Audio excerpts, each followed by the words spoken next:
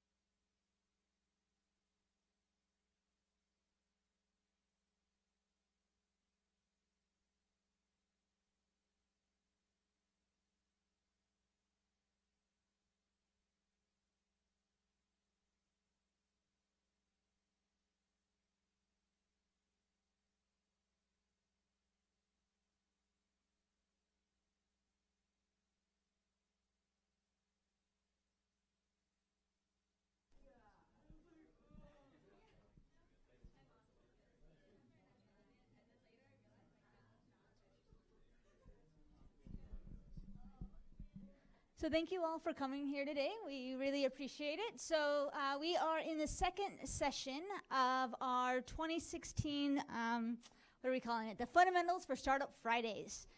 So today we are actually going to have two programs. One where we have Lisa Norton from our office at CoMotion. She will be talking about CoMotion in general, what our office can provide. That is going to be from the noon hour. And then at 1 o'clock, we're having students from the Entrepreneurial Law Clinic come in and give us a session on how to hire a lawyer. So what we hope to do with these sessions is to have everyone here with us from noon until 2 o'clock for both of these sessions. And then from 2 o'clock to 3 o'clock, we allow the space to be open so that all of your startups can actually keep working in this room with all of the other startups that are here. So stay with us for this afternoon, and it'll be a lot of fun. So without further ado, I'm going to have Lisa Norton come on and tell us more about CoMotion and what we do here. Thanks. Great, thank you. Thank you, everybody. Welcome. I'm Lisa Norton. I'm the Associate Director of Innovation and Development at CoMotion, and I'm going to be telling you about our office and the resources that we provide. So to give you just some background and talk about innovation at the university in general, these are a few metrics. The first one, the University of Washington brings in about $1.4 billion of research funding every year. We're the most federally funded state research institute and second overall in the US. And this translates to just an enormous amount of innovation here at the university. In addition, the University of Washington is ranked, depending on the ranking agency, between 8th and 15th globally in terms of the impact of that research. And here in the state community, we bring in about $12.5 billion in terms of the economic impact of the University of Washington and the research here on the state as a whole. The UW's a hub for startups. This is a graphic that was created about 5 years ago now, so it's a little bit out of date, although certainly consistent in terms of what these different galaxies are. And the different galaxies are hubs of innovation, hubs of startup in terms of particularly innovation technology. The yellow galaxy is Microsoft, the purple one is the UW. And the UW is the leading source of life sciences companies in the Northwest, and second only to Microsoft in terms of garnering new innovation technology startups. And this graphic, so you can see here a little bit closer, just the University of Washington in particular, but as I mentioned, it is about 5 years old. There's certainly quite a large number of new startups that could be added to this now. Looking at Seattle as a whole, we have a number of great pillars in terms of innovation. For aerospace, there's Boeing. For retail, there's Nordstrom, Costco, REI, Amazon. For IT and software, there's Microsoft, Tableau, Socrata, Aptio. And in terms of biotech, which is growing all the time, Philips, Zymogenetics, PhaseRx, Icogenics, and Immune Design. So with such a strong research university and so many other strong research partners in the area and just centers of innovation, it's really a fantastic innovation ecosystem. And what an ecosystem really consists of is the synergistic connections between investors, companies, startups, government, industry, alumni, and the community as a whole. And each really successful innovation ecosystem has a very strong research university as part of that system. And the University of Washington is really excited to be that part for the Seattle area. And one of the ways that we're able to help foster innovation is through our office, CoMotion. Our mission is to deliver tools and connections that the UW community needs to accelerate the impact of their innovations. And we do that by being the collaborative hub for expanding the societal impact of the university community by developing and connecting to local and global innovation ecosystems. How do we do that and what it is that we do? So we work with UW faculty, staff, and students to really increase the impact of their innovations. We do that by helping them identify their intellectual property, managing it, help them really figure out what it is that is the route that they'd like to take their research forward, and then give them advice on both a technical and commercial level on how to guide it. We help find commercial funding, incubator space in this fantastic facility. We provide advisors and mentors. We license out their technologies or instruct them how to distribute it academically or via open source agreements. And we provide connections to the local community, especially in terms of connecting them with entrepreneurs. We also have a number of ways that students in the community can participate in those events, and we'll talk about that in more detail. And we're always developing new tools and opportunities to promote innovation through innovation learning activities, through our makerspace, including the ones downstairs, and finding new ways to connect the UW community to the global and local community as large. You can engage with our office in a number of ways. We have about 60 people as part of CoMotion. Certainly talk to any one of us anytime if you know who we are directly. If you don't, please call in to our main office line, contact us via email. You can connect with us through our website. We're happy to answer questions at any point in time. It can be before you've started a program or a project, or once you're already very well into the development of one. And now I'm going to go into more depth on specific resources at CoMotion. This is probably the most common way that people think of our office and how we work, and it certainly is the majority of what we do. Innovators at the university are connected to technology managers when they disclose their technology to our office. Then it goes to my team of innovation development. There are 12 of us with different backgrounds in both technology and industry, and it goes to whichever one has the most similar background so that we can best advise you. And then the technology manager is really the hub for a number of different spokes of other resources. Those include our innovation fellows, who are graduate students that work with us on doing a technical, marketing, and intellectual property analysis of each technology that comes in. It's also creating industry relations for teams who are interested in partnering with industry, if that's how their project is based. We have a whole intellectual property team to work with you.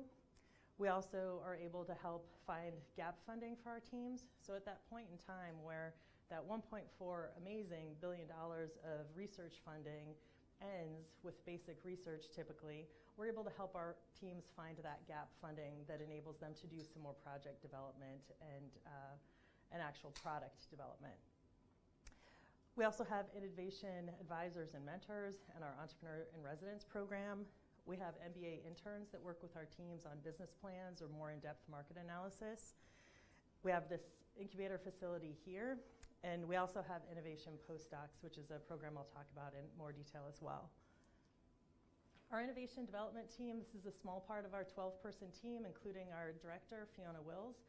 As mentioned, these are 12 individuals. We have different technical backgrounds, different industry backgrounds, and we work with research teams to evaluate their technology, do a market assessment, help them figure out where the intellectual property is, help guide them on a path, do licensing, find commercialization funding where appropriate. And what I really want to emphasize is that we're here to facilitate what it is that the team has as their goals for their technology. Again, as mentioned, it might be that the impact that they'd like to see is to have the technology be academically distributed, be software that's broadly disseminated through an open source license, but it also can be exclusive license agreements or the formation of a startup company. We have our fantastic innovation IP team. Again, this is just a subset of that team. This team consists of our director, Jesse Kindra, as well as our 4 patent agents and our copyright and trademark agent. It's been an amazing resource to have internal here to the University of Washington. In addition, this team works on confidentiality agreements and material transfer agreements, which really foster collaboration. They do our prior art landscape searching to help define where your technology may be patented. They also do our copyright and trademark filings, manage the intellectual property, keep abreast of new patterns in patenting, especially currently now in things like software patents, and manage those patents and licenses around them. Our innovation programs group consists of Elizabeth, who you already met, with Jeanette Ennis, who does our gap funding in the back, waving, Chris Egelski, who does early stage funding.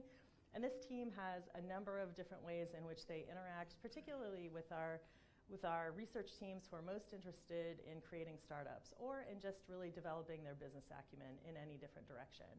And we do that by providing business strategy and company planning, by having a number of different experienced entrepreneurs who work with our teams either as entrepreneurs in residence, as mentors, or as advisors, helping with team formation. So the research team may come to a point where they realize that they'd really love to have a business person on their team. And so we can help introduce them to people who might be able to fill that role on their team.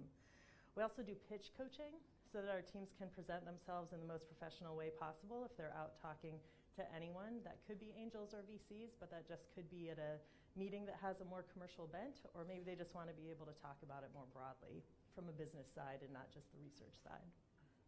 We also help with fundraising. That certainly is one of the things that as our teams are interested in moving their technology out of the university or further ahead, it can be very difficult to go from finding purely research funding to finding funding that's going to help develop a prototype or create the next version of their software. And so we're always interested in how we can help teams with that. So with that group, some of the ways that we work with our teams on business strategy are providing industry advisors and mentors. We have a fantastic group of both advisors and mentors who have broad knowledge across different areas.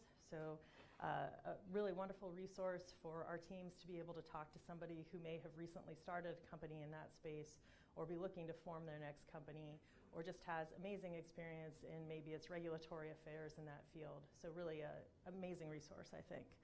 We also have 5 different boards of advisors. 4 of them are really very technically based, so clean tech, medical devices, our software IT group, and our therapeutics and diagnostics group.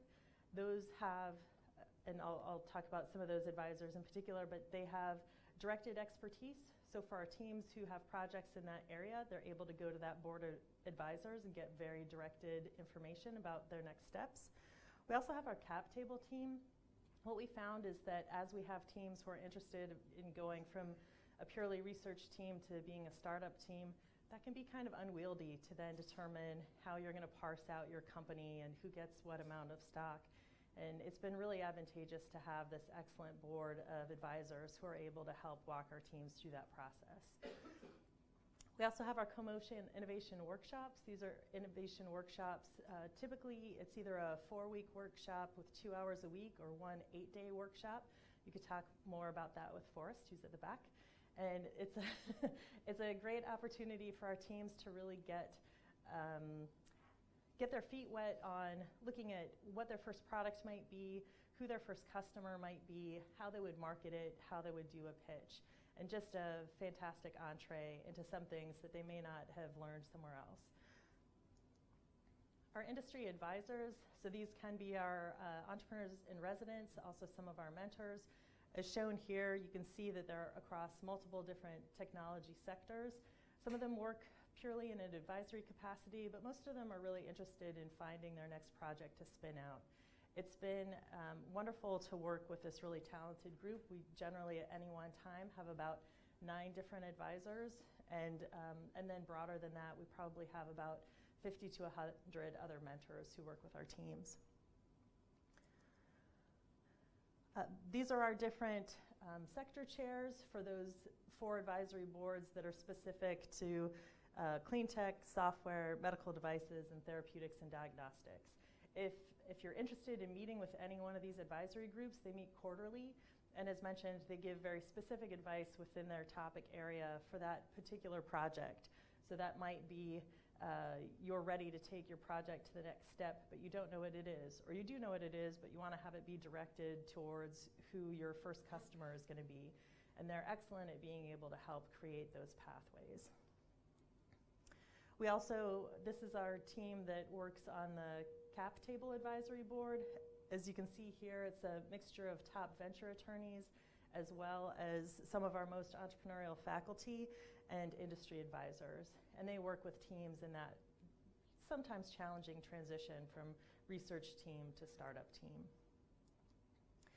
Gap funding. This can be incredibly important to teams as they're making that transition from purely research to research with a product development bent. It can be very hard to find those funds that cover that area. A great place to do that is the small business grants, the STTR and SBIR grants. We're so lucky to have Jeanette working with our teams on that. As you can see, she's been incredibly successful in helping garnering funding. We've got, this is a little bit out of date, we've got more than $20 million in funding in from the various resources shown here for SBIR and STTR. And I think now over $9 million in funds from LSDF, Coulter, Medic One, and other sources that really have helped accelerate our teams through their next stage of product development or project development, depending on what it is that they need. These are other early stage funding sources, including the CoMotion Innovation Fund. I'll also talk about that in more detail. That's a fund that's directly through our office. Angel groups such as Wings, there are also the Energy Angels here in the local area, a number of different great investing groups that we've been able to connect our teams with, as well as being able to connect them with VCs. There's also the Washington Research Foundation. They've been an incredible donor to research here at the University of Washington, as well as creating some really large programs, which you might have seen news about in this past year. They also create gifts for specific research programs, typically of about $25,000 to $50,000. If that's something that you or your lab would be interested in, please let me know. We could have you connect with them. ITHS, the Institute of Translational Health Sciences, although they work for the entire WAMI region, are located here at the University of Washington, which is fantastic. They aid our teams who are taking projects through clinical trials. They have pilot funds as well as access to biostatisticians and regulatory consultants. That's been a huge boon to the teams that I have that are working through that process. In addition, there's the W Fund, and through the business school, the Jones and Foster Accelerator. So just a short list of some of the other ways that we've been able to provide gap funding to companies or to nascent teams. The CoMotion Innovation Fund is a fund that runs through our office directly. This is a partnership between CoMotion and the Washington Research Foundation. This slide is slightly out of date because we just did our most recent round of funding. So now it's over 150 projects funded, about $9 million awarded, and that's created 51 licenses and 44 startups over the process of about 10 years of having this be in existence. When teams go through this process, it's the research team, their technology manager, their IP advisor from CoMotion, as well as our gap fund manager.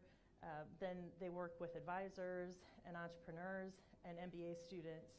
And that team as a whole works together to not only look at the technology and the intellectual property, but to do a market analysis, to do initial customer surveys. That's been critical, especially for teams that thought that one group was their initial customer but found out it's somewhere else, or thought that their initial market was maybe in trauma, but it turns out to be directly in cardiology, or thought it was going to be automotive, and it turns out that maybe it's motorcycles or airplanes instead. So really wonderful process to be able to talk to customers directly, as well as to do the market analysis and also occasionally be able to get some regulatory advice through this process as well. Then it's reviewed by, at the first stage, it's reviewed internally. At the second stage, they get a review from outside VCs and entrepreneurs, which also has really been instrumental even to our teams that may not have moved forward to the funding. And just being able to get in front of that audience. We've had some companies spin out even though they didn't go through the fund just because they met their VC or entrepreneur on the panel for this grant. You're in the CoMotion Incubator. It's a wonderful facility. It's been in existence for almost 3 years. We have 19 current startup clients. We have 8 graduated clients, over $21 million in equity raised so far, and over $11 million in grants received. It's so incredible to be able to have this facility so close to campus and be able to have our teams who maybe have one foot getting ready to head out the door and are working under an SBIR or STTR grant, but still want to be able to have that very close collaboration with the research lab itself. So just really wonderful and open to UW spinouts who have either a license or an option to technology from the UW. Downstairs we have our CoMotion Makerspace. This is open to UW faculty, students, and staff. We've got 3D printers, we've got an electronics bench, we've got a laser cutter, we have sewing machines. You should check it out. It's a great space. And we've already seen some really fantastic projects go through it. Innovation learning, we're always looking for new ways that we can better educate our teams so that they have the most information going forward about what they might want to do with their project or what they might want to do in business in general. That includes online resources, our innovation bootcamp training. There was also a DARPA Combinator group that was a 4-day workshop here, a collaboration between CoMotion and PNNL. And then our innovation workshops, which I'd mentioned, which is the 8 hours either spread over one long day or the course of 4 weeks to train our teams. We have a number of different ways for students to be involved, and it's really something that I particularly enjoy. We have, it may be that that student is a key player in a startup. It could have been their graduate project, or it might just be that they're the one that have the most flexibility in terms of what they want to do with their career. And so they might actually be the PI on the project side for an SBIR or STTR grants. We certainly have a number of graduate students working in the incubator at any time. We also have our Commercialization Fellows program.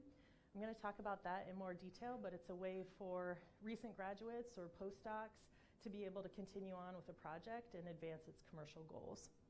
We also have a number of different CoMotion internships. There are the Innovation Fund Fellows. In general, those are the MBA students that work with our teams who are looking to get Innovation Fund grants. We have ITHS and WRF summer fellowships. That's a 10-week fellowship. It's a paid fellowship. And they work and do a really deep dive on marketing or creating a business plan or doing customer analyses, or sometimes it's all of the above for one particular project. There are also the Innovation Development Fellows. Those are the graduate students that work with my team directly on doing technical, marketing, and intellectual property analyses for new technologies. Our Bridge Funding Fellows that work with the W Fund, and the CoMotion Mary Gates Innovation Scholars, which work across different projects.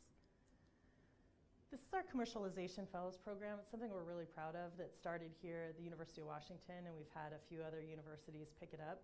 What we realized is that we had a number of graduate students who were getting ready to graduate. They had been a key player or the key player for a technology, and were really interested in being able to continue it on, but needed to find their next job. And so what we did is we created this program so that we could fund students for a year. They could continue to do research and also have commercialization goals. And by being one of the people in this program, one of our fellows, they would have access to all the resources. They work with our entrepreneurs. They have advisors. We teach them how to do a pitch. We help them find funding. And so through this, at the end of the year, they're generally really well positioned, hopefully with a grant or on a way there, to be able to really get their next phase of their startup going. Fantastic program. We have about 5 CFPs at the moment. Again, they're typically working here in the incubator on projects, and it's a program that we've really enjoyed. Then the Innovation Development Fellows, these are the graduate students that work with my team. This was actually spearheaded at Columbia University. I worked with them to find out more about their program, and we brought it here. It's a great way to have graduate students work on being able to expand their skills in doing technical evaluation, marketing analysis, intellectual property analyses. And from that, this is the beginning of our third year of the program. We've already had quite a number of students graduate from it because they usually do it towards the end of their graduate program. It's generally about 8 to 10 hours a week that they do work for our office. And they've really gone on to fantastic jobs. It's been a way for them to transition from bench science into industry if that's what they're looking to do. Those are some of the resources that we have. If you have any questions, I'd be happy to answer them because I love talking about what it is that we do. Thank you.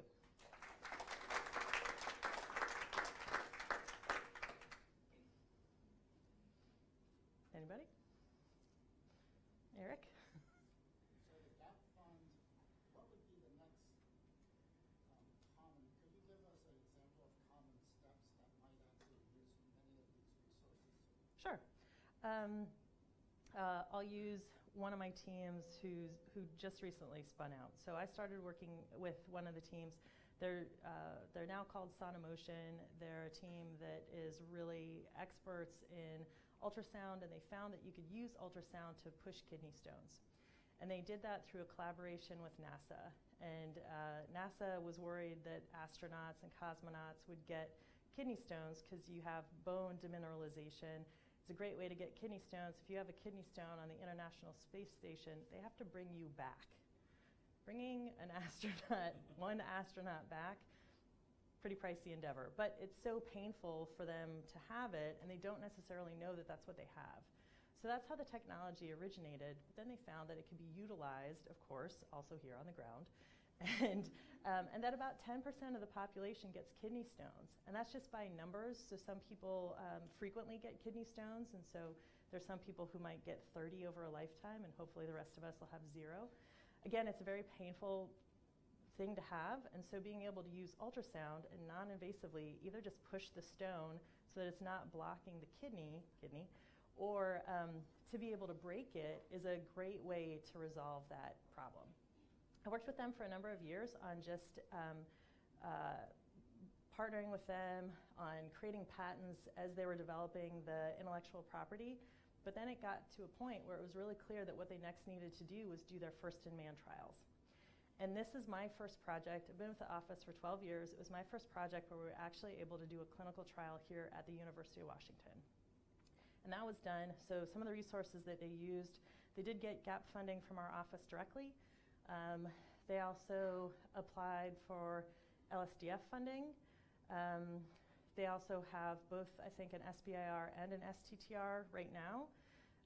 They also had ITHS pilot grants for biostatisticians, as well as for having regulatory consultants. Those regulatory consultants enabled them to be able to write their first IDE, which is the first step in the process of doing your clinical trial.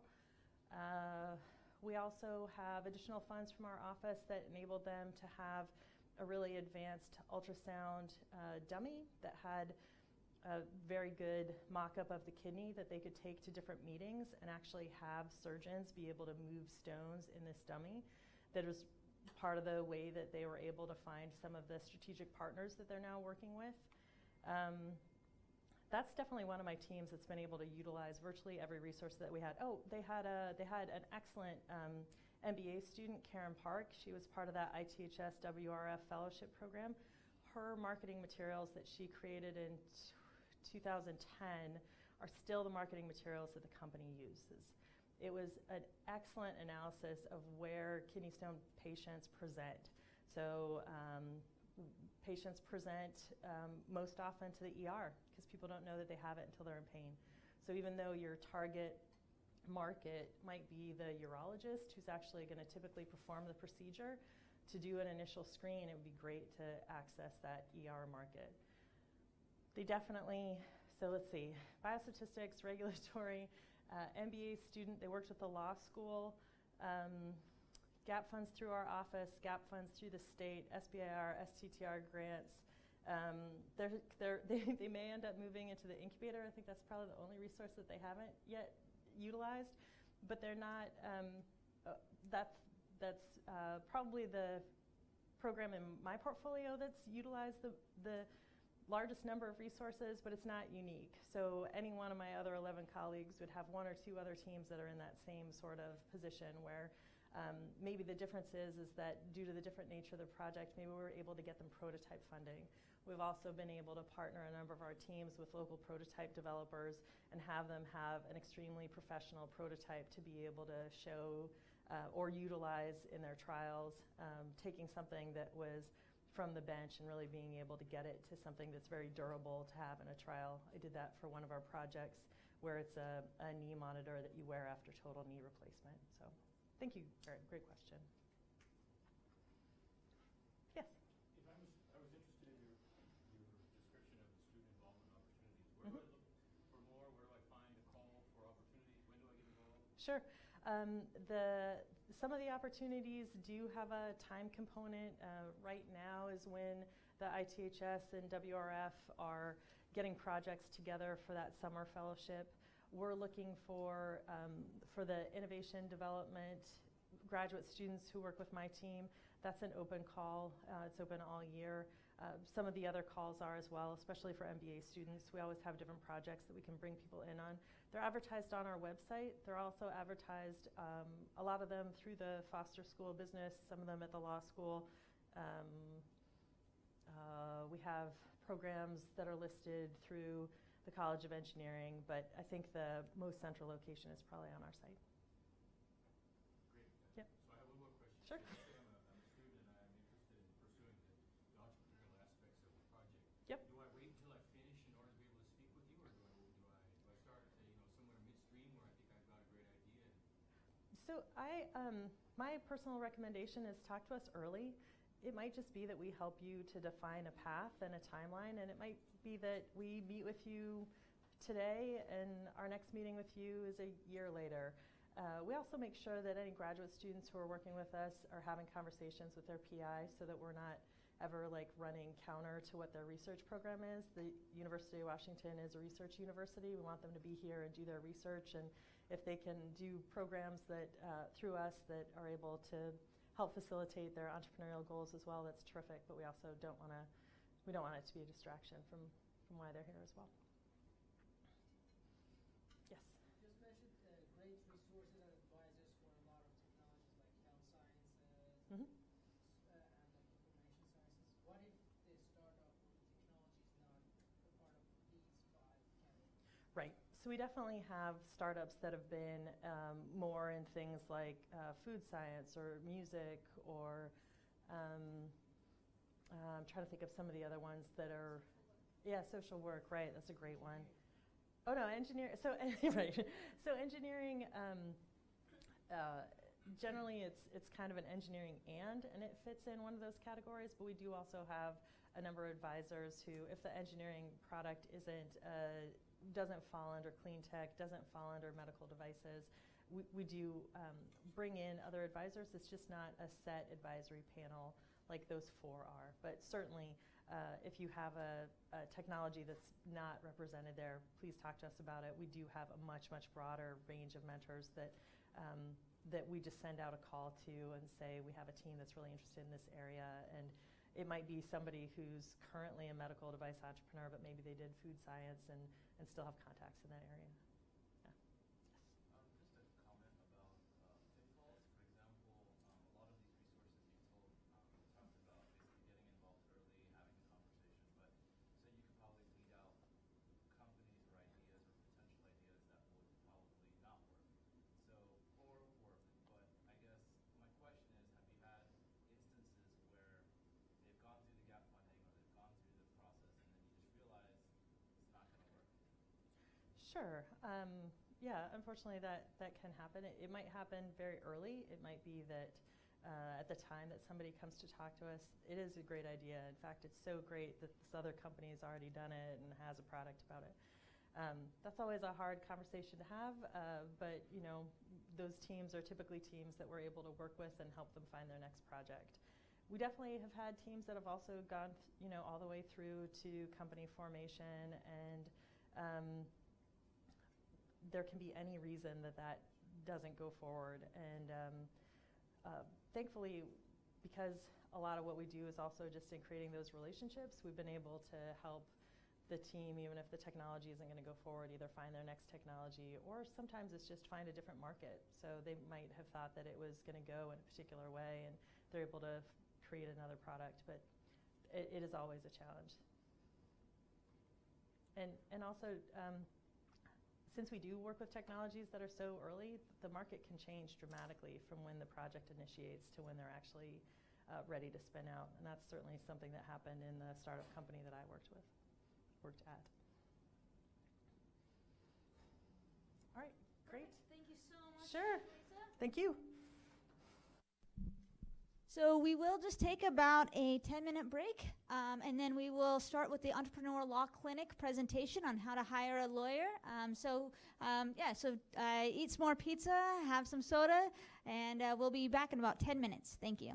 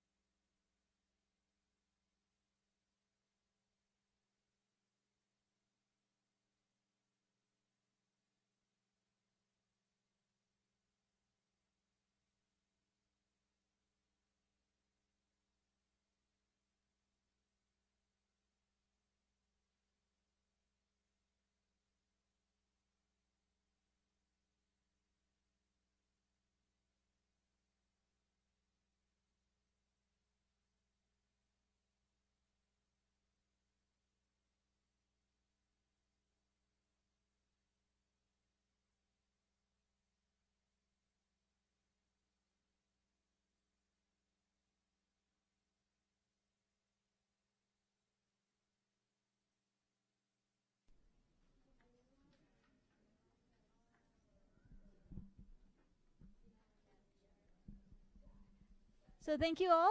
So we're going to begin again our next portion of the Fundamentals for Startup Fridays. So we are just thrilled to have this partnership with the Entrepreneurial Law Clinic. Jennifer Fan, who runs the Entrepreneurial Law Clinic, is there in the back.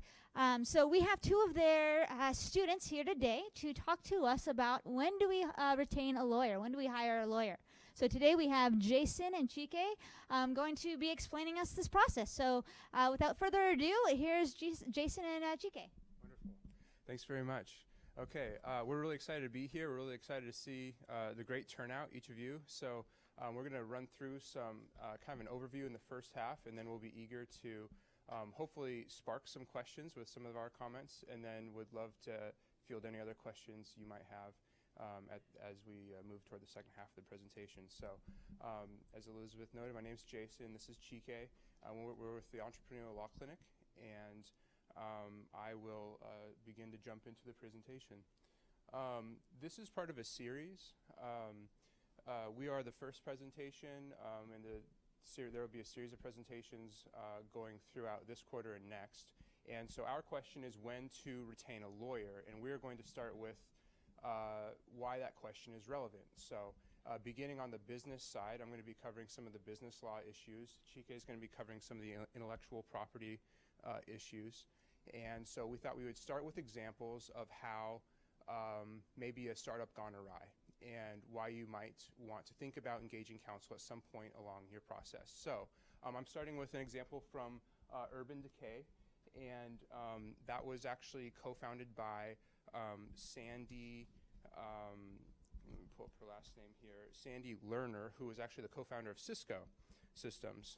But Sandy and a gal named Patricia meet at Sandy's house, and they discuss developing a cosmetics company. More than discuss, they begin to, over a course of time, they begin to build a business. Sandy says to Patricia things like, it's going to be our baby, referring to the business. We're going to work on it together. We will do everything we can to get the company going. We'll be creative. Other people will do the work, so we'll have, and we will hire people to work for us. So Patricia works with Sandy in the business. Patricia works for a year without expectation of pay. And some things develop, and then all of a sudden, a period of time later, Sandy and other people involved in the business began to push Patricia out of the business. And Patricia had participated in board meetings, she had participated in decision making, and she had exercised authority over parts of the business. So to get Patricia to exit the scene, they say, oh, well, we'll offer you 1% of the company, but really, as a 1% owner, you have very limited rights and a quite small stake in the company for being one of the two people who originally started talking about forming it. So what's the problem? We have what's called under law, you have an undocumented partnership. And so whenever you have the case as I lay out here, and you expressly agree to associate as co-owners, you intend to carry on a business for a profit, you might have just formed a partnership. And so the business lesson would be, at some point when you're collaborating with friends, colleagues, there's going to be a point in time where you need to organize and designate what's the nature of our relationship and what's the nature of our relationship with respect to this business. Patricia was able to get sued the company and got over $1 million was awarded that much in damages from the suit. So that was an example from the business law issue. Let me pass it off to Chike, and he's going to speak to intellectual property. Thanks, Jason. So I want to talk about two scenarios here with respect to intellectual property. I'm going to start off with working with independent contractors. So as an entrepreneur, there are going to be situations where you will need to hire somebody to help you maybe create a website, maybe create software. And because an entrepreneur is just starting off, they may not be in a position to hire employees to kind of help them with this. So a lot of the time, you have entrepreneurs that will seek out independent contractors to help them create property for them. So in this case, you have an entrepreneur that sought out an independent contractor. Is somebody coming in? Okay. So you have an entrepreneur that sought out an independent contractor to build a website for him. And prior to the independent contractor building that website, there was no express agreement between the parties as to who owned the software. Now, the entrepreneur, thinking that since he's the one that brought in the independent contractor and he provided the business idea, the business requirements in order to build this software, naturally, he should own the software. However, under copyright law, generally speaking, whoever creates the work, so in this case, whoever creates the software owns the copyrights to the software. And unless the parties agree that the software will be transferred, the ownership of the software will be transferred to the entrepreneur, then the independent contractor would retain rights to the software. So in this case, the independent contractor was the owner of the software. At best, the entrepreneur had a license to use the software, but the independent contractor could turn around and license that same software to others for profit. And that situation could have been avoided if somebody had advised the entrepreneur ahead of time to say, okay, if you're working with an independent contractor, make sure you have an assignment agreement that transfers ownership of the intellectual property, in this case, the copyright to the software, to the entrepreneur. So another scenario I want to talk about is filing a patent. So let's talk about an entrepreneur named Mike. So he comes up with this great invention, and naturally he wants to get a patent on it so he can potentially license it and commercialize it that way. And so he talked to a few people that advised him, okay, if you want to generate interest from the investor community, what you want to get is a patent pending designation on that invention. So when you're talking to, I don't know, has any one of you watched Shark Tank? Okay. So in those kind of forums, you want to talk about, oh, I have an invention, and it's patent pending. I mean, that sparks up interest. So that's what he wanted to do. So what he did was he filed a patent pending application, also known as a provisional patent application. And once you file a provisional patent application, that starts the clock on filing the patent for your invention. So you have 12 months from the time that you file the initial provisional patent to when you have to file the full patent application.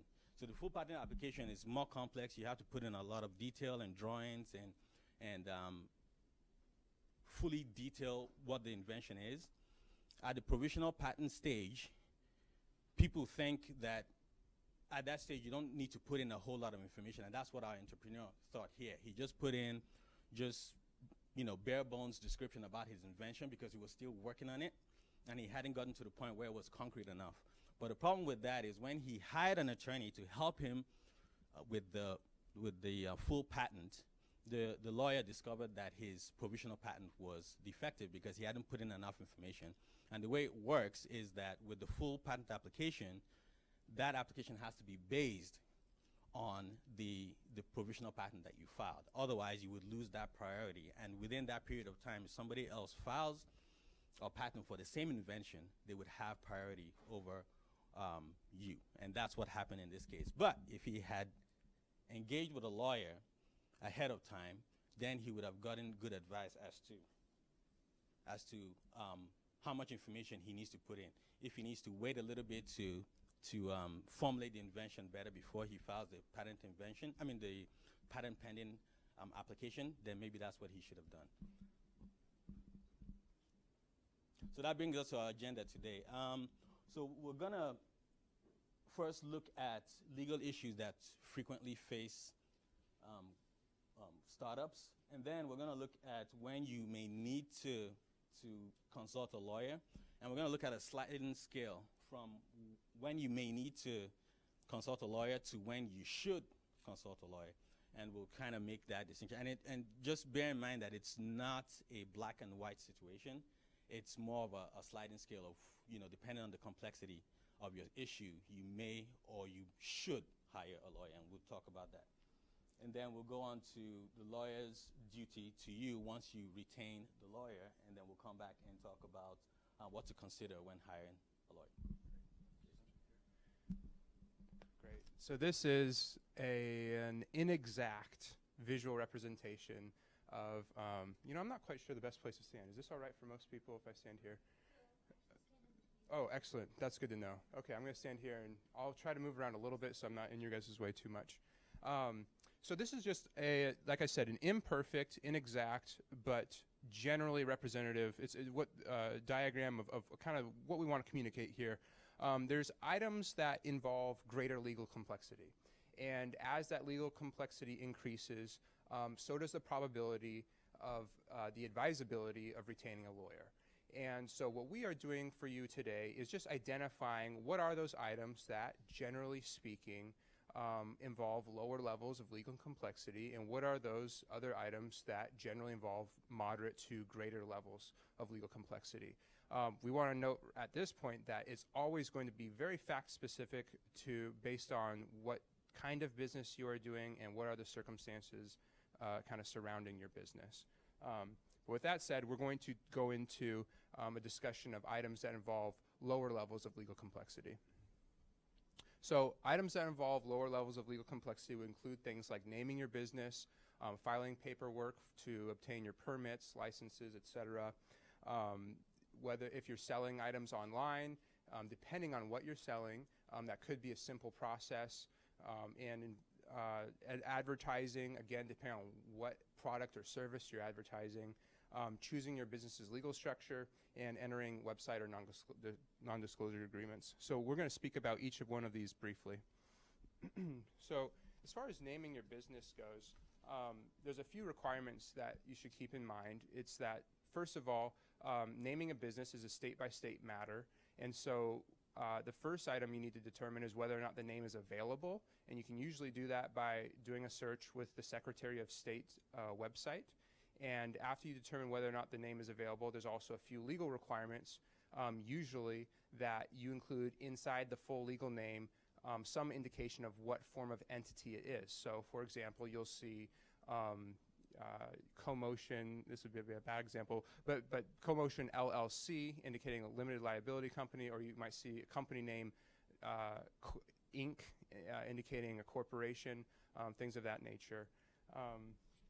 Let's see if there's anything. CJ, you can go ahead and flip it to the next slide there.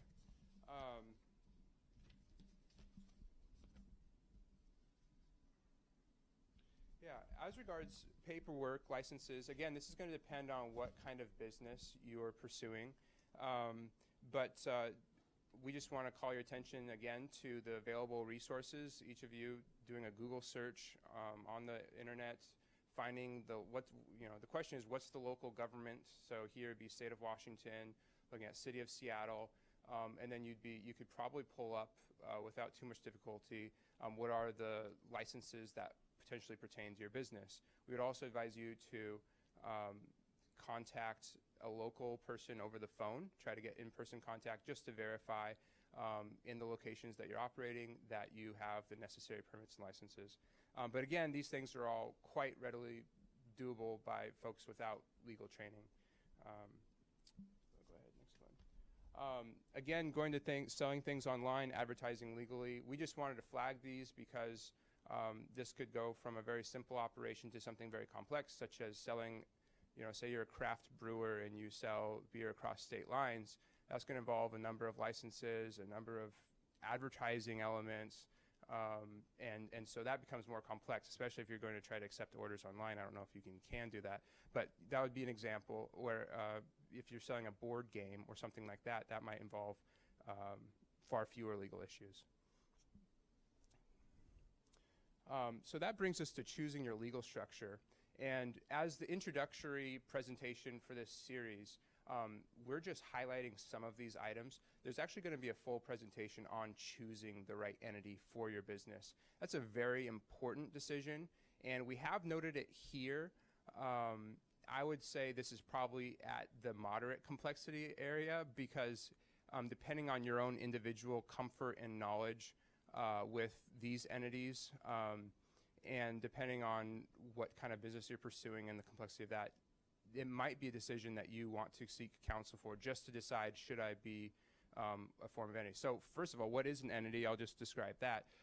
Generally, you have a breakdown of for-profit and non-profit entities. In the for-profit category, I'll walk over here for a second. You usually have things like the corporation, and the corporation has two different variations, but I'll leave that to a later discussion. You have a corporation, a limited liability company, and a limited partnership.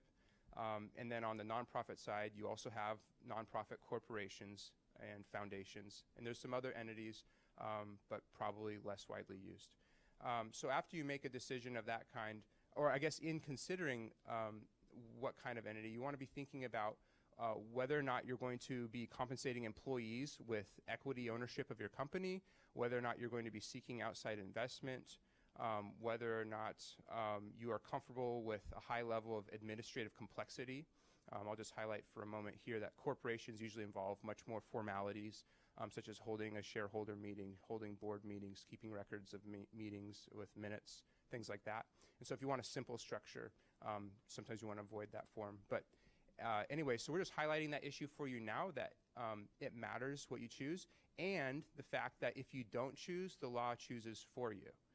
And that was the example that I shared at first. If you don't say what you are, the law will call you a general partnership with whomever you associate with to pursue a profit. And that might be a poor situation and something that you might want to put more thought into instead of just having it occur by default. Yes, I'm going to talk about website agreements and non-disclosure agreements. So as I talked about in the opening, when you're creating a website as an entrepreneur starting off, you may have to engage the services of an independent contractor. And so like as I talked about, you want to make sure you have an assignment agreement if you're working with an independent contractor. Now, it would be a different situation if you hire an employee and then you tell the employee, hey, go ahead and create this website. The law provides that if you have an employee create, for example, a website, the presumption is that work or that website was made under the auspices of the employee's employment, and therefore the website ownership would belong to the employer. And so that's a different scenario from if the entrepreneur works with an independent contractor. At minimum, you want to have an agreement that says, once you're done with this website, here is how it's going to be delivered to the employer, and the ownership of this website belongs to the employer. And that's something dependent on the complexity, depending on the complexity of the website, because you could have a really simple website or you could have a database-driven website. I don't know, how many people are technical here?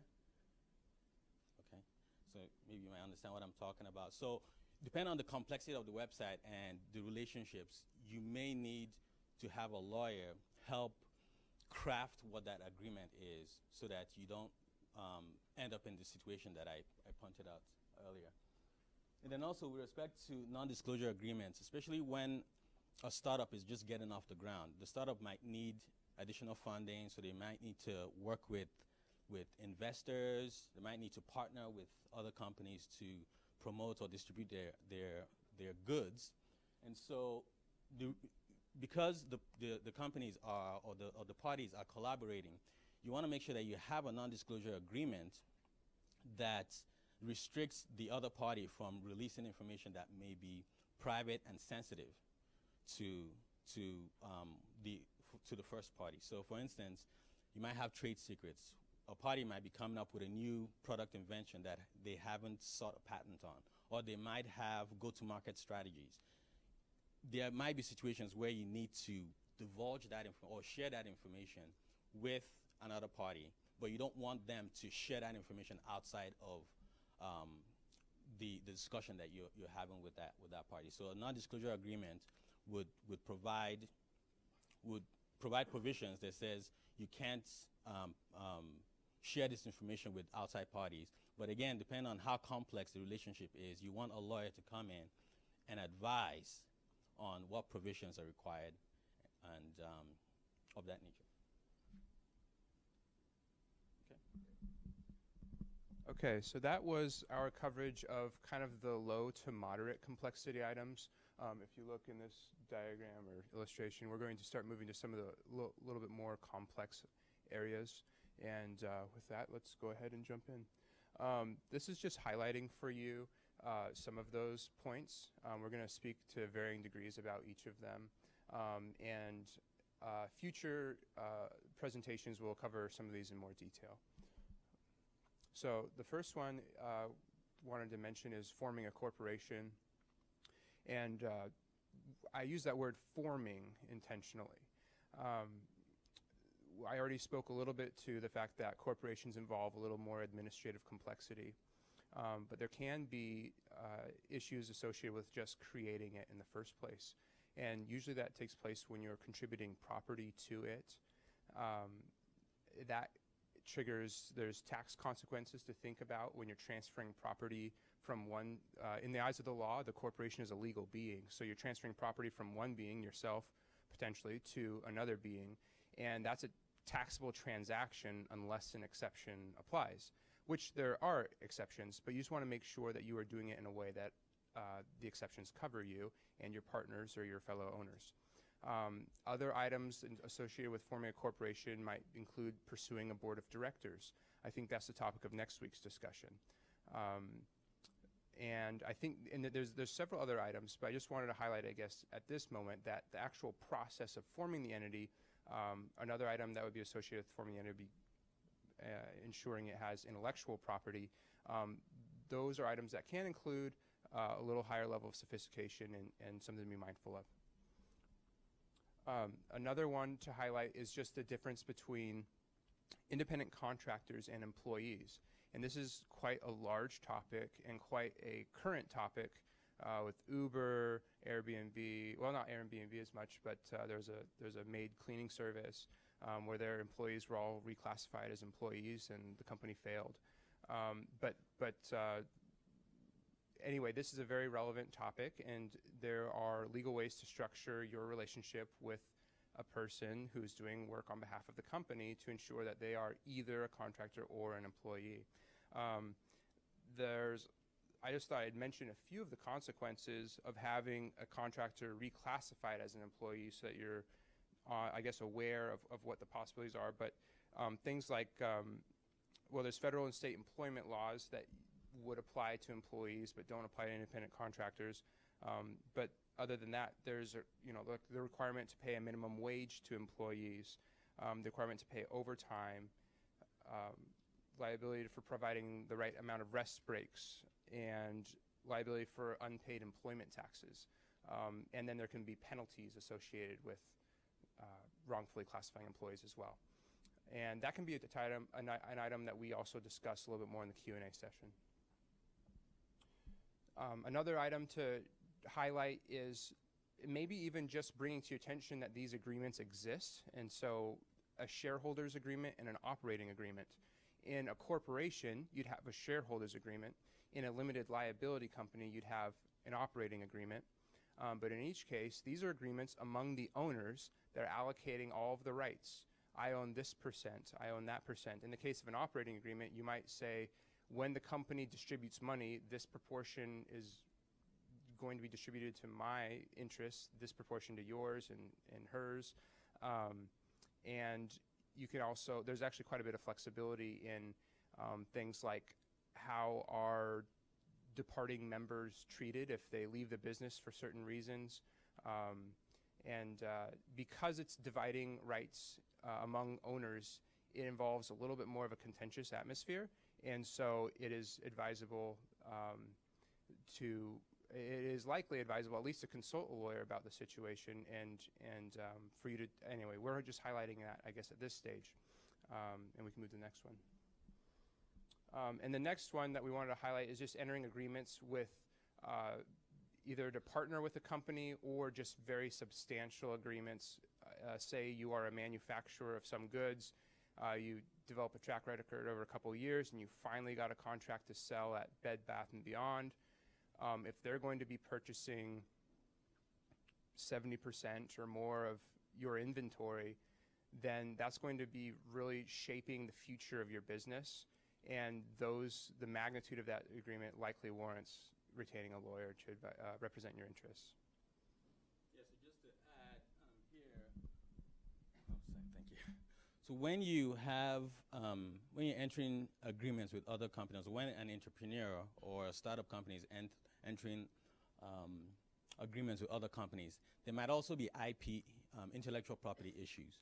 So for instance, you might have, like I mentioned earlier, trade secrets that may be shared between the parties. Again, that's where you want a lawyer to do the due diligence, to look at the agreements between the parties and advise where needed, where you need to have like a non-disclosure agreement or confidentiality agreement to protect those rights moving forward. And so I just wanted to make sure I flagged that in the agreements. We can go to the next one here. Excellent. Okay, and then next item we want to discuss is fundraising or raising capital. There are state and federal securities laws involved that cover the raising of money for the reason that of protecting investors. There's a lot of scam artists out there who will sell to unknowing investors, and it's really just a fraud. So there's a lot of disclosure requirements, and what can happen is it's actually difficult. You might just ask, so when I talk about federal and state securities laws, the question is, well, what's a security? So the one example that would be more readily apparent is just a share of stock, share of Microsoft, or maybe even you own a bond that was issued by Microsoft. But the securities law are applied to quite a broad range of those kinds of investments. And so really, will you have a situation where you're offering a contract to passively profit from your future endeavors? That might constitute a security, and unless you find an exception to the securities laws, you're going to be held to the standard of the different state and federal securities laws, which would include a lengthy level of disclosure that probably doesn't happen in most casual conversations. Again, this is a topic that will be specially covered because it can be complex. But for now, when you're raising money, even in its equity, they're going to be taking an ownership position in your business. It's advisable to seek a lawyer to ensure that you are documenting and providing the right amount of disclosure.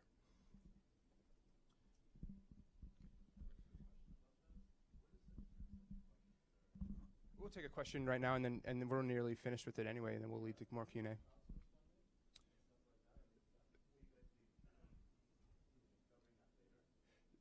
That's a fantastic question, and we can handle that. So there's different kinds of source funding, and so say for example you launch a campaign on Kickstarter. In that case, when you look, it's going to depend on the transaction. In each case, look at the transaction. What's exactly changing hands? Actually, as a rule on Kickstarter, you are prohibited from issuing what would be a security. And so what's happening there is really a transaction, just like a pre-purchase transaction for the sale of goods. And the community is providing a financial pledge to purchase a good or service that you or someone else may agree to produce. And so because it's structured in advance, that pledge is being provided, and it's financing, the manufacturing of the good or service. And so because that is a transaction in which, well, anyway, so suffice it for now to say that kind of a transaction is not going to be covered under the securities laws, but there is equity crowdsourcing where they do take an ownership position, or what can be a little trickier is if you are actually borrowing money in the form of a loan through that kind of a source. And in those cases, it's very possible that it could be considered a security and that some of the higher levels of regulation will apply. This is a good question.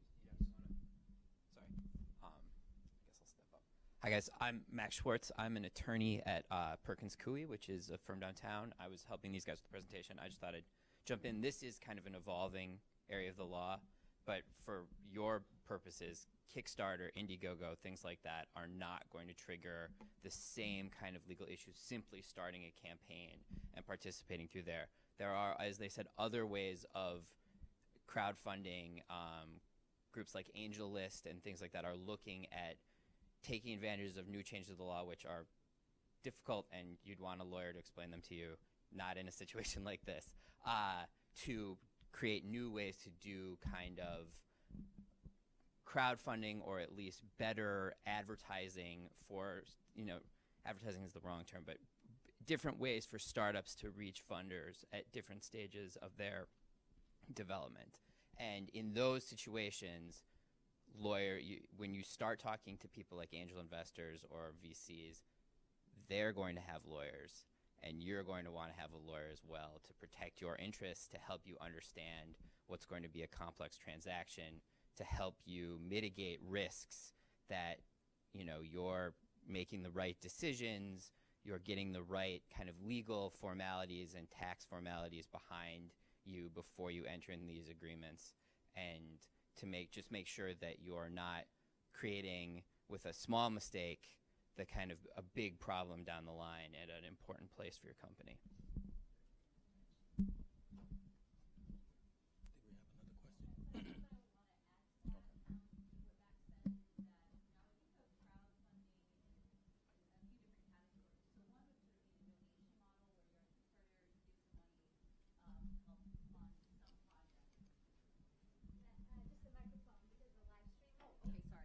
So I would just add a couple of things to that. I would say that there's other models I would attach to crowdfunding. So one would be a donation model, which is when you just give money to the organization. The second one would be a reward. So you get like a t-shirt or a mug kind of marketing the product that the Kickstarter project is trying to produce. The third would be what Jason had mentioned earlier. Think of it as like a prepayment on the product. So typically when people are talking about crowdfunding, they're not talking about equity crowdfunding. So it's really important that you understand what the different types are. And if it's equity crowdfunding, as Jason and Max were saying, you really do need to hire a lawyer. It's an evolving area of the law and very complex. Generally speaking, I would say VCs do not like to do equity crowdfunding for various reasons. But again, that's something that would be a longer conversation with your attorney, and is definitely a time when you'd want to hire an attorney.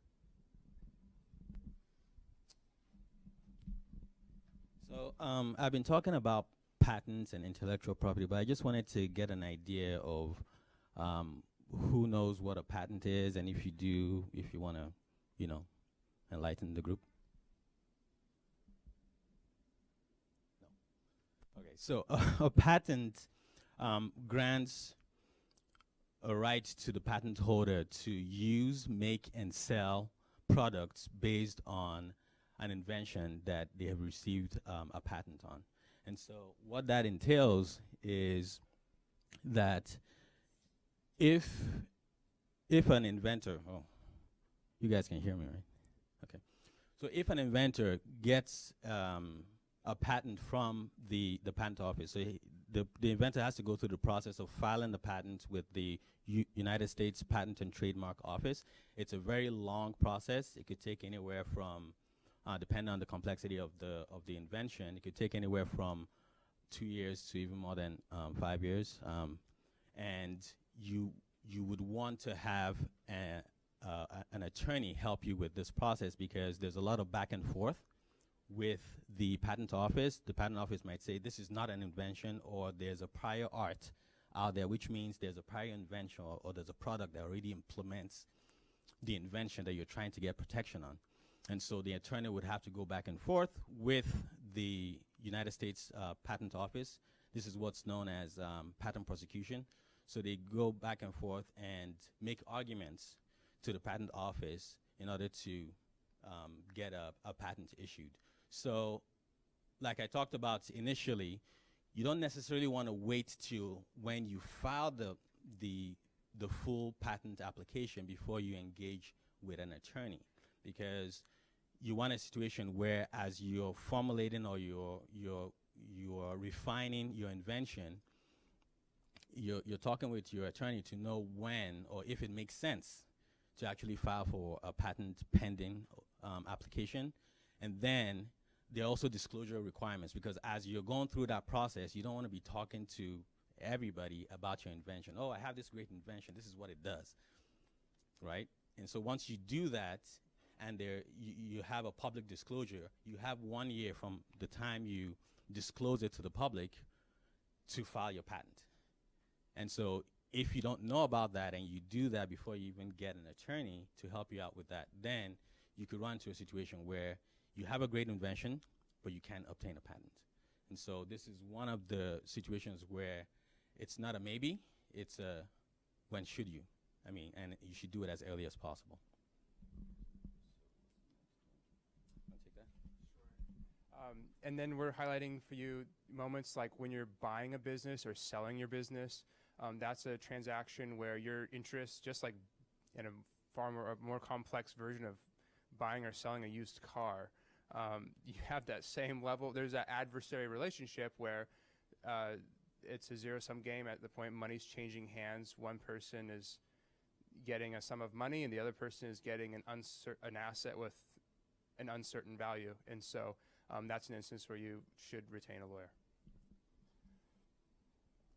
We're just highlighting these items for you, but instances where you're receiving government requests for information, that can trigger different privacy concerns, and if you have agreements with customers to protect their privacy and information, it can lead to a number of issues. And same thing if the government is doing some kind of a investigation and requesting information from you or requesting to access some of your business documents or data. Those are instances where you should retain a lawyer because the consequences can be significant and the legal issues can be complex. Same thing for litigation. If you're getting sued, we would advise you to consult a lawyer. You have a right to represent yourself, but usually the system is better known and you'd be better represented. It'd be worth your time and money to have a lawyer. This is again just showing you kind of the discussion path that we've followed so far regarding legal issues, and then I'm going to hand it off to Chike here, and he's going to speak a little bit to a lawyer's duty to you as a business owner, and then some of the lawyer's duties under ethical rules. Okay, so once you go through the process of identifying your issue and retaining a lawyer, whatever communication you have with your attorney is privileged. So, for instance, if you discuss information about competitive things about your business, your trade secrets, your go-to-market strategies, all that information is confidential. And what the attorney-client privilege provides is that a court cannot compel your attorney to disclose that information. Obviously, there are some exceptions which have to do with emergency situations or situations where you have a life or death situation that may require your lawyer to provide information that you've disclosed in confidence.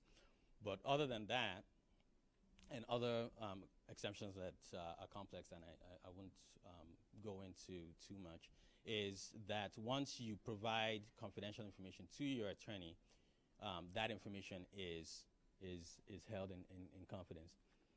And this privilege applies even when you're in the process of thinking about retaining an attorney. And you might want to consult with an attorney and give them a description of your issue and trying to see if you want to hire them. That discussion, which is usually called a consultation, even though you don't end up hiring the attorney, that information that you disclose or whatever information you disclose to the potential attorney is also privileged. So again, it's not that you have to actually hire the attorney. The consultation that you have with the attorney is also privileged.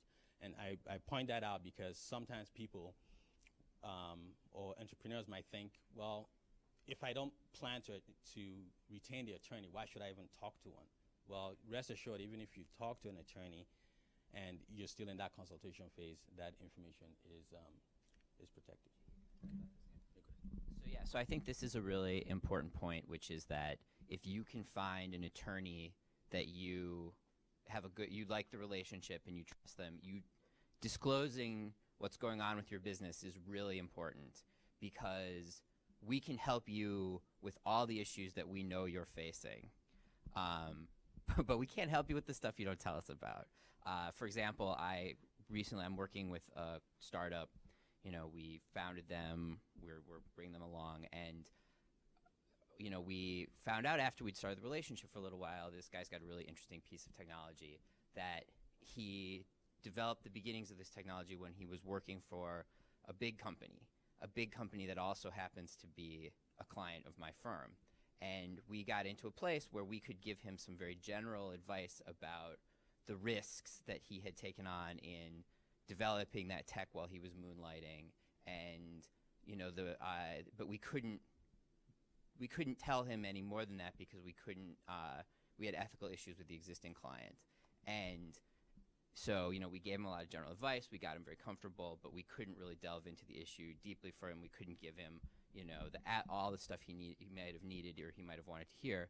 And then we go forward, he's doing, talking to investors, and they're asking these kinds of questions. And again, we have to say, you know, this is something we're conflicted out of. And if we had known exactly everything that was going on at the beginning of the relationship, we could have set up some structures so that other people could have given him advice on these issues, and he would have been in a better spot, more protected, been able to explain to his investors exactly what was going on. So I think this is a good point when, you know, we can't, anything you disclose to us is in confidence.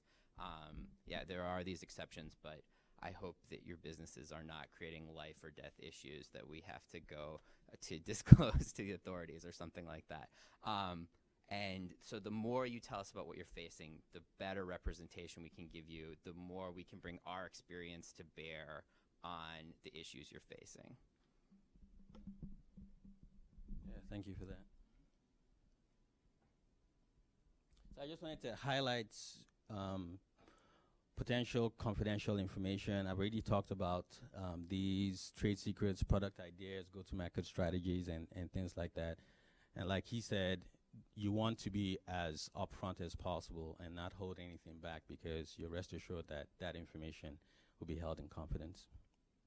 And also, one thing I wanted to highlight too was that the privilege continues even after determination of the specific relationship with that attorney. And so you don't have to be afraid that, okay, if I fire this attorney, I mean, you shouldn't, but if you do, that somehow he would use that information against you. By law, he cannot disclose that information subject to the exceptions that we talked about. So now I want to talk about what to consider when hiring a lawyer. And so one of the first things you want to think about is the qualifications of the attorney. So many lawyers focus on one or a few areas of practice. You can kind of think about it like a medical doctor would usually specialize in a particular area. And so what you want to do is, as much as possible, to the extent possible, you want to do some research, some preliminary research about your issue and maybe the general area of practice, so you can come up with questions that you can ask your prospective attorney to try to gauge his area of experience. But a good lawyer from the get-go would tell you, this is my area of experience, this is my area of expertise, this is how much experience I have in that area, this is what I do at the law firm, this is what my law firm specializes in. So you should get that information from a good lawyer and that works for a good law firm. However, it's also up to you to do your research and make sure that you're asking the right questions. And so that just kind of goes into experience. Now, depending on the complexity of your issue, and I know I keep talking about that, but it's really important because depending on the complexity of your issue, you may need a really experienced attorney. It's not good enough that he has practiced in an area, but it's also important that he has sufficient experience in that area. And so depending on the complexity of your issue, you want to make sure that you're hiring the right lawyer, works in the area of practice that pertains to your issue, and he has sufficient experience. Another thing I want to highlight is experience correlates with the fee that you would have to pay the attorney. And you shouldn't just look at it as, okay, this lawyer has maybe 3 years of experience, but he may work for a law firm that has 50 years of experience combined in, the partners that work at that firm. And so to the extent that the partners can bring that experience to bear on your issue, you're much more better for it. And because you have that situation, you may have to pay more, and it will be worth it in that situation. And so one thing you also want to talk about, and again, a good lawyer will bring this up once you guys have agreed on representation and things like that. You want to know how you're going to pay this attorney. Is it a flat fee arrangement? Is it a per hour situation, or is it contingency based? And by contingency, depending on the type of situation, maybe you might have a settlement at the end of a dispute. And if you're on a contingency fee basis with the attorney, then the attorney will just get a percentage of whatever settlement that comes up at the end. And that's, depending on the type of dispute, that's a fee structure that would work. So one thing you also want to be, comfortable with the lawyer. And this is something that you have to, it's a bit subjective. When you meet with the attorney, you want to have that comfort level with the attorney, and that has to do with trust. If you feel that the attorney will have your best interest and represent you the best way possible. And there are other factors that kind of go into that. Max, do you want to talk a little bit about that? I do think it's you can't sit here and kind of give you advice on how to feel comfortable with a service provider, right? But the same way that you would feel comfortable with an advisor or a co-founder, at the stage of the companies that you guys are working at, your lawyers can be really critical advisors and can bring a lot to the table for you in the experience they have. And having a good relationship and feeling like you can go to them and ask a lot of questions and get good answers and good service is really important. It's going to, it's just going to make the relationship work better, and it's going to work better for you. So I've been told we've kind of run out of time a little bit. Oh, you have something? Okay. So, yeah, I guess I'll open the floor for questions. Thank you.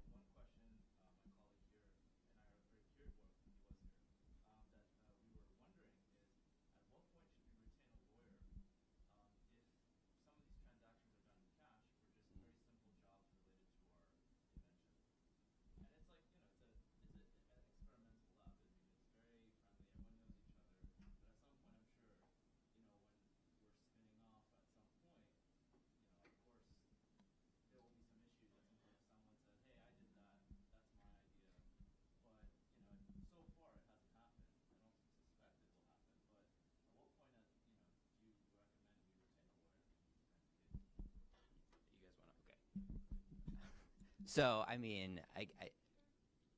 don't want to speak too directly, to your situation, and I'll give you my card. We should talk offline. But I do think when you have a lot of people contributing to something, and it's you want to maintain that collaborative environment. You don't want to get too much legal stuff in the way, essentially. But at a certain point, you need to make sure that whatever spin out you create owns everything that is the basis of its value, that there's no possibility for these claims, people saying, I came up with that.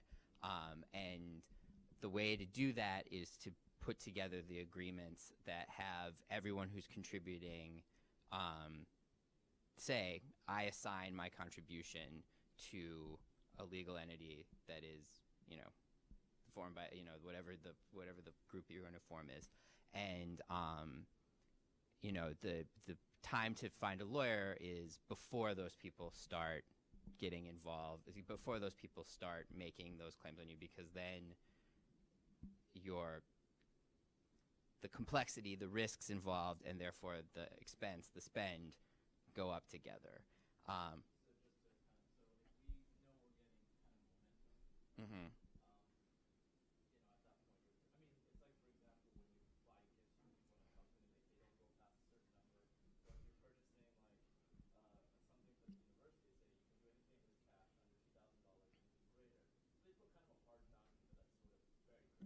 Mm-hmm.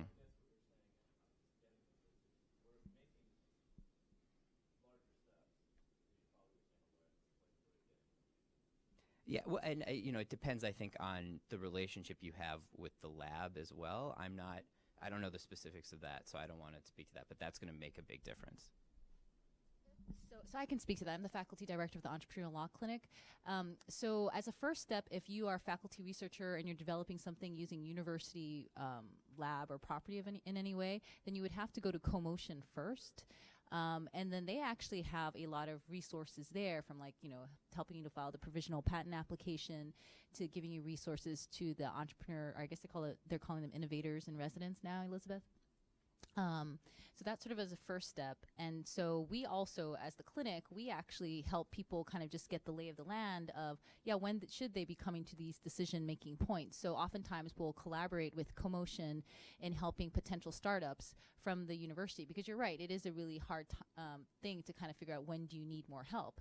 And through that process, we also have supervising attorneys within the clinic, myself and others, from prominent law firms in the area, who are basically doing it pro bono. So in a way you can kind of test them out, to kind of put it very simply, and see hey, is this the type of firm, the type of people that I want to work with? Like as Chike said, it's not an exact, you can't really tell someone if they're going to like someone or not like someone as they're an attorney.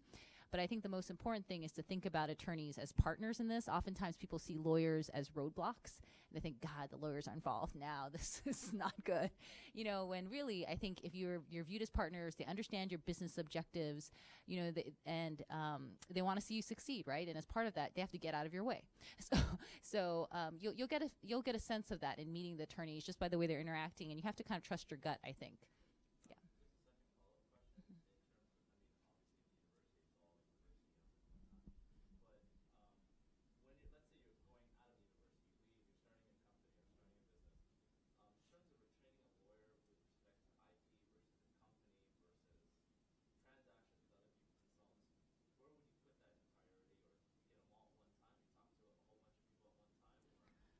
Well, you'll want a full-service law firm to do the full range of things that you're talking about. Usually when you're like a big corporation like Amazon, for example, you'll hire several law firms to do different things because of the volume of work. But yeah, so I think you just need to go and meet with people. I mean, you can have initial meetings that will not cost anything with law firm partners, and they'll bring their associates along as well, and get a feel of, hey, is this the type of law firm that I want to work with? And they sort of vary in size and whether they're national versus international, and so you'll really want to look at all of those kind of factors if they have the expertise. So if you're in medical devices, you're going to want someone in the medical device space. Obviously, you don't want someone who doesn't have any experience in that area, particularly in order to as you're thinking about how to protect your IP.